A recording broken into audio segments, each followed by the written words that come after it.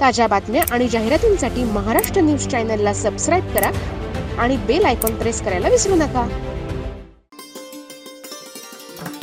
अखिल भारतीय माळी महासंघ नाशिक जिल्हा यांच्या वतीनं वर्धापन दिनानिमित्तानं महिलांसाठी व्यवसाय प्रशिक्षण शिबिराचे स्टार्टअप ऑफ इंडिया योजना या चर्चासत्र प्रशिक्षण शिबिराचं आयोजन करण्यात आले होते.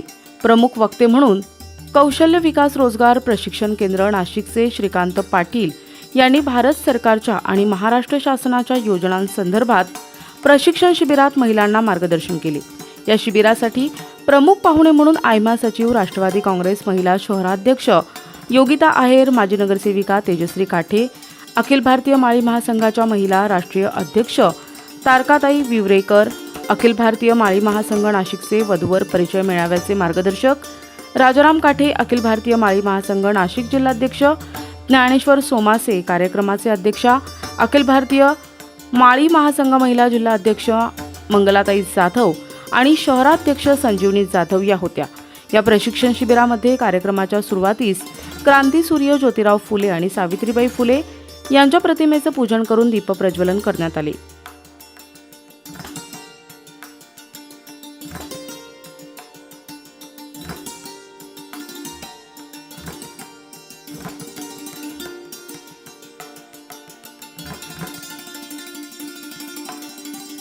यावेळी प्रमुख पाहुण्यांचा अखिल भारतीय माळी महासंघ नाशिक जिल्हा यांच्या वतीनं सत्कार करण्यात आला.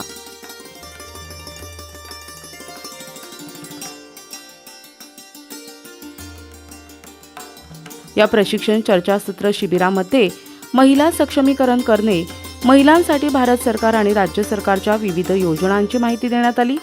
यामध्ये कर्ज सुविधा, इन्फोट सपोर्ट, सूक्ष्म लघु उद्योग, व्यवसायासाठी सुरू करण्यासाठी लागणारे लायसन्स, डिजिटल मार्केटिंग अशा अनेक बाबींवर प्रमुख वक्ते श्रीकांत पाटील यांनी महिलांना मार्गदर्शन केले. प्रशिक्षण शिबिराचा फायदा अनेक महिलांनी करून आपल्या स्वतःच्या पायावर उभे राहावे आणि अनेक महिलांना देखील नव्यानं व्यवसाय सुरू करू शकतात. या स्टार्टअप तयार करता येतो.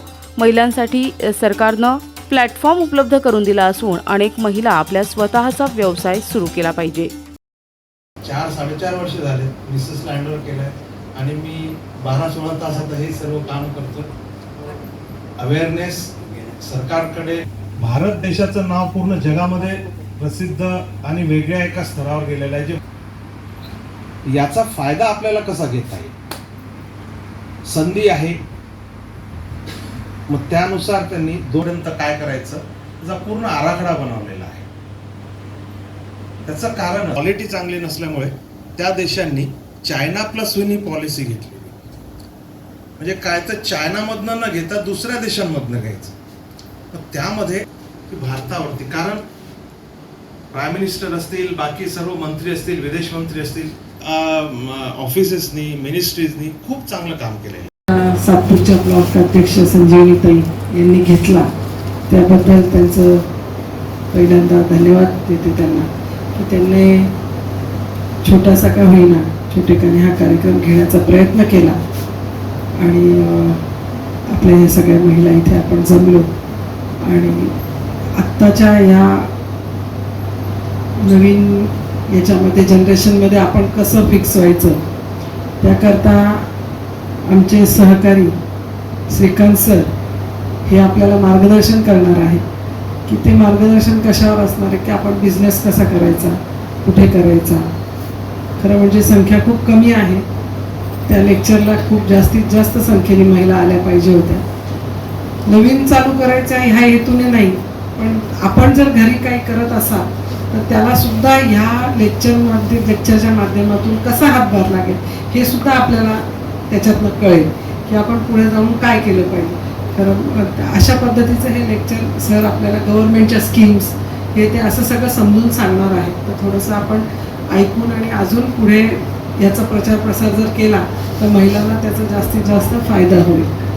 आज जो आपण एवढा मोठा कार्यक्रम घेतलाय, अखिल भारतीय माळी महासंघाचा जो वर्धापन दिन आहे त्याच्या निमित्ताने आपण हा कार्यक्रम घेतला.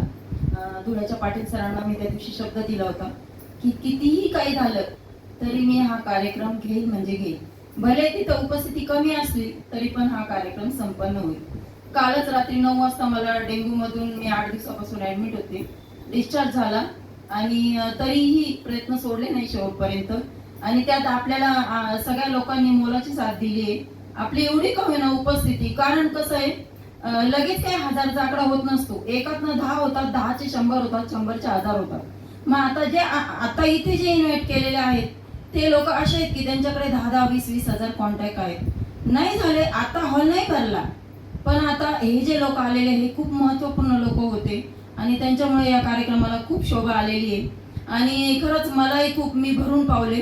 त्यामुळे मी आता इथे आपल्या बिझनेस क्लस्टरचं मी घोषणा करते, आपण सर्व मिळून एक बिझनेस क्लस्टर उभं करूया. आपल्याला श्रीकांत पाटील सरांचं पूर्ण मार्गदर्शन लाभेल अशी मी आशा करते. त्यांनी आपल्याला सहकार्य करावं, कारण की तळागाळातील प्रत्येक व्यक्तीपर्यंत बिझनेस कसा न्यायचा, त्याला कसं हँडलिंग करायचं, त्याचं मार्केटिंग स्ट्रॅटेजीज काय असतील किंवा कशा पद्धतीने इन्कम सोर्स कसा वाढवला जाईल, यासाठी त्यांनी आपल्याला एकदम बहुमोल मार्गदर्शन केलंय. अखिल भारतीय माळी महासंघातर्फे आज महिलांचा जो कार्यक्रम राबवला गेला आहे अतिशय खूप छान झाला. कारण आम्ही पण विचार केला नव्हता की एवढी चांगली माहिती मिळणार आहे. पण जेव्हा स्वतः पाटील सरांनी माहिती सांगायला सुरुवात केली, अगदी सगळ्यांनी मन लावून ऐकली आहे. आणि इथून पुढे आता आम्हाला असं वाटायला लागलं की हे प्रत्येक वार्डात एक एक कार्यक्रम व्हावा आणि सगळ्या महिलांना स्वतःच्या पायावर उभं करता येईल. आणि त्यातून पाटील सरांनी जर आम्हाला मदत केली तर आम्ही इथून पुढे त्यांना म्हणजे खूप त्रास देणार आहे. शिवाय त्यांनी प्रत्येक कार्यक्रमाला हजर राहून आणि प्रत्येक महिलेला चांगलं मार्गदर्शन करून आणि याच्यातून उद्योजक तयार होतील. आणि हा उद्योग जो आहे खेड्यात सुद्धा म्हणजे तयार व्हायला पाहिजे, कारण खेड्यातल्या बायकांना जास्त गरज आहे. शहरात तरी शिकतात, कुठे नोकरीला लागतात, पण खेड्यातल्या महिलांना खूप गरज आहे. छोटे छोटे उद्योग जर तिथून चालू झाला तर आपला सगळं म्हणजे महाराष्ट्र काय भारत काय सगळा उद्योजक तयार होतील अशी आम्ही ह्या कार्यक्रमामधून अपेक्षा करतो. महासंघातर्फे हा जो कार्यक्रम आपण आयोजित केला आणि यात ज्या महिला सहभागी झाल्या त्यांचं मी खूप खूप आभार मानतो. आणि श्रीकांत पाटील सरांनी जे आपल्याला मार्गदर्शन केलं, अतिशय सुंदर असं मार्गदर्शन त्यांनी या ठिकाणी केलेलं आहे. व्यवसाय सुरू करण्यासाठी कुठल्या पद्धतीने आपल्याला जायचं आहे, सुरुवातीच्या पद्धतीपासून तर शेवटी मार्केटिंग करेपर्यंत आणि आपला प्रॉडक्ट विकेपर्यंत कसं आपल्याला पुढे जायचं आहे, ह्या सर्व पद्धती त्यांनी आपणास समजून सांगितल्या. आणि याच्यामध्ये गव्हर्नमेंटचं योगदान किती आहे ते त्यांनी या ठिकाणी समजून सांगितलेलं आहे. गव्हर्नमेंट या स्मॉल स्केल इंडस्ट्रीसाठी किती प्रयत्नशील आहे हे त्यांनी त्यांच्या मार्गदर्शनातून आपल्याला सांगितलेलं आहे. तर मला असं वाटतं की आपल्या ज्या नवीन होतकरू महिला आहेत की ज्या या उद्योगाकडे वळू इच्छितात, त्यांनी या मार्गदर्शनाचा लाभ घ्यावा आणि आपल्या उद्योगामध्ये आपण यशस्वी व्हावं असं मला या ठिकाणी वाटतं. या ठिकाणी आमचे मार्गदर्शक काठे नाना यांनी या कार्यक्रमासाठी खूप मेहनत घेतली. खरं तर त्यांचं आजचं वय जर बघितलं तर ते तरुणाला लाजवेल असं त्यांचं वर्तन या ठिकाणी आहे. माळी महासंघाने एक वर्कशॉप आयोजित केला होता. त्यामध्ये सर्व पदाधिकारी आणि महिलांचा सहभाग होता. त्यामध्ये मला स्पीकर म्हणून बोलवलं आहे. मी स्टार्टअप इंडियामध्ये मेंटॉर आहे. भारत सरकारचे जे काही इनिशिएटिव्ज आहेत त्यांना मी समाजामध्ये इंडस्ट्री किंवा वेगवेगळ्या शेवटच्या घटकापर्यंत पोहोचवण्याचे कार्य करतो आहे.